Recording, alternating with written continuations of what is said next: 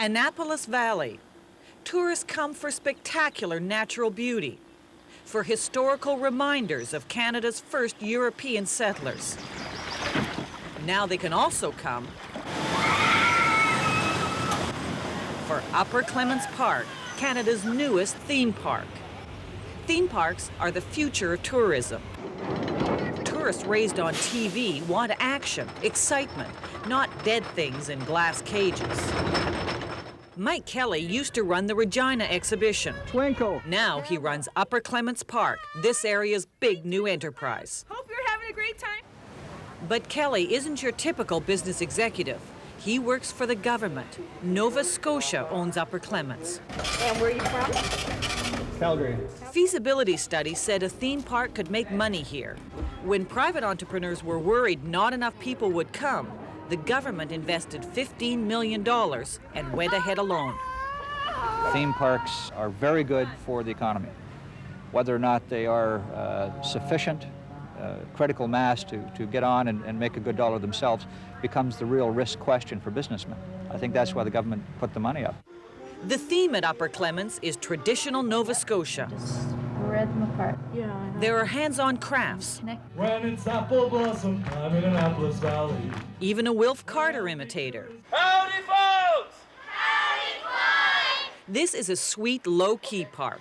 It has no American movie monster, no Jaws.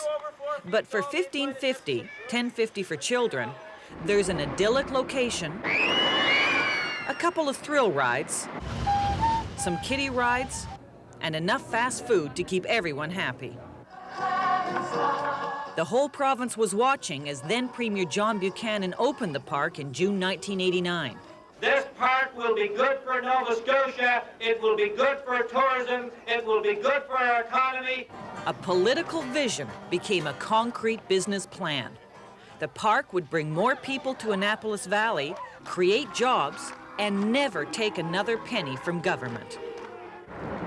By the end of the first season, there were no more cheers. General Manager Kelly found that the vision did not translate into volume. He'd hoped for 215,000 people. Only 180,000 showed up. The park lost $2 million. Kelly's boss, the government, was faced with doing what owners sometimes have to do: invest more money. Last spring, before the second season opened, the Nova Scotia public saw the government give Upper Clements another $8 million. But at the same time, it also saw $8 million cut from education. Some people turned on the park. We want them to close that damn park now. Close it right now. So from the start of the 1990 season, Kelly faced a problem no private business would face. People were staying away because the government was unpopular. The normal business factors would be non-political. You know, business factors are, is a good product? Is there value for the money? And do I want to take my kids there? Those are the factors that we can handle and deal with. The broader issues we can't deal with. Upper Clements also faces two basic business problems. The first is the short Canadian season, only 94 days long, and people don't come if it's raining. To cut losses, on this day in July, Kelly and his managers almost closed the park an hour into the day. I think we're going to close for the day. We should not open the doors at 10 o'clock.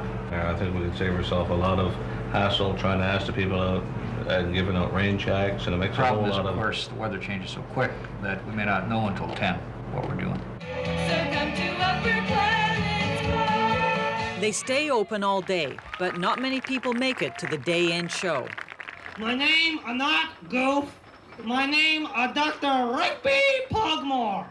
The park was counting on 1,500 people today, but even youthful enthusiasm can't make up for the weather. The park jingle says, "A touch of tradition, a whole ton of fun."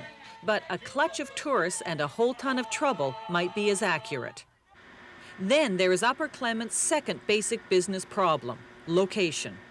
Experts say build theme parks near people, near Halifax, for example. Instead, it was built 2 hours away in the riding of Minister of Finance Greg Kerr. The easy thing for anybody to do is to bring everything into where the people are. And I think there's a danger if we follow that line, because from that comes the conclusion that those that live in rural areas will end up very much left out. In Annapolis Royal, Kerr is known as the park's biggest booster. But the theme park down the road needs happy, wholesome PR. High-profile cabinet ministers sometimes bring the opposite. When Don Bougie quit as the park's maintenance manager last June, he went public complaining about Kerr. In April, we were sitting in a manager's meeting, and another manager asked the general manager, when can we start calling our people in? And the answer from the general manager was, as soon as Mr. Greg Kerr approves the lists. General Manager Kelly denies it. So does the cabinet minister. People always have and always will phone the MLA's office and ask, you know, can I get a job or how do I get a job? And I think the point is that there's no doubt. I have always actively tried to encourage job creation, and I certainly always continue to do so. Do I actually do the hiring? No, I don't. Still, it's just the kind of publicity the park doesn't need. What is life? It's now late July. Tourism is off all over Nova Scotia. This year, the park's pegged its visitor projection at a cautious 190,000 people, only a small increase over last year. But even that's looking doubtful.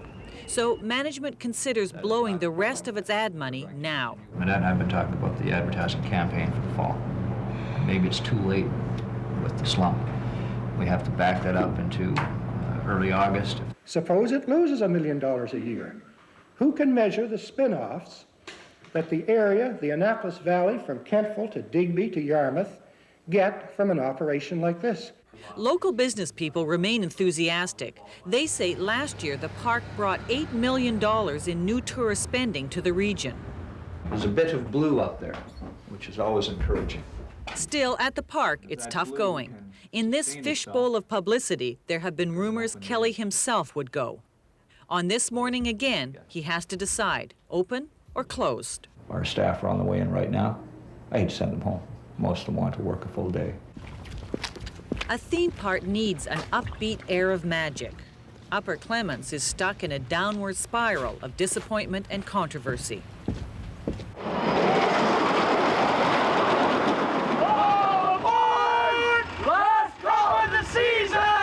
Thanksgiving Sunday, the season's closing day. Beautiful weather, but this year the crowds never came. Mike Kelly's nowhere in sight. It's official, he's quitting.